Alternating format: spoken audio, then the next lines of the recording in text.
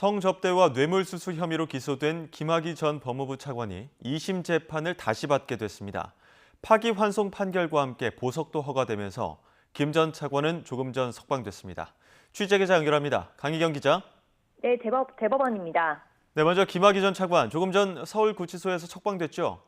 네, 서울구치소에 수감돼 있던 김학의 전 법무부 차관은 오후 4시를 조금 넘겨 출소했습니다. 대법원이 사건을 파기환송하면서 보석을 허가해 석방된 겁니다.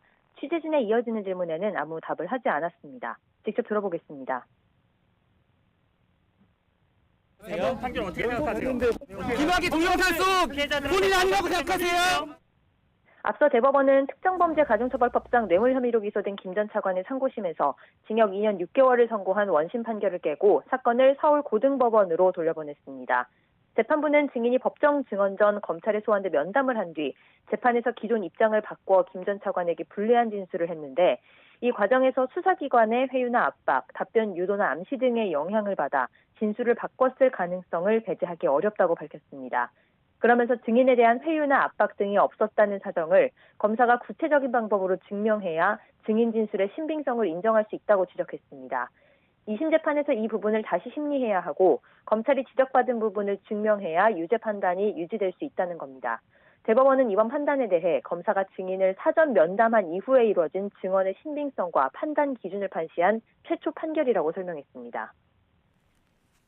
네, 김 전 차관이 어떤 혐의를 받았고 또 하급심 판단은 어땠는지 정리해 주시죠. 네, 앞서 김 전 차관은 지난 2006년부터 2년 동안 건설업자 윤중천 씨로부터 뇌물 1억 3천만 원과 13차례의 성접대를 받은 혐의로 재판에 넘겨졌습니다.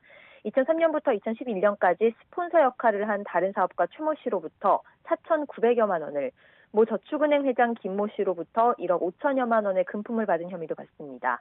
1심 재판부는 공소시효가 지났거나 증거가 부족하다는 이유 등으로 모든 혐의에 대해 면소 또는 무죄 판결을 내렸습니다.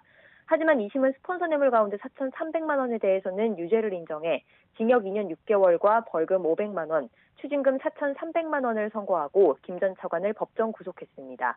이번 대법 선고로 김 전 차관은 다시 2심 재판을 받게 됐는데요.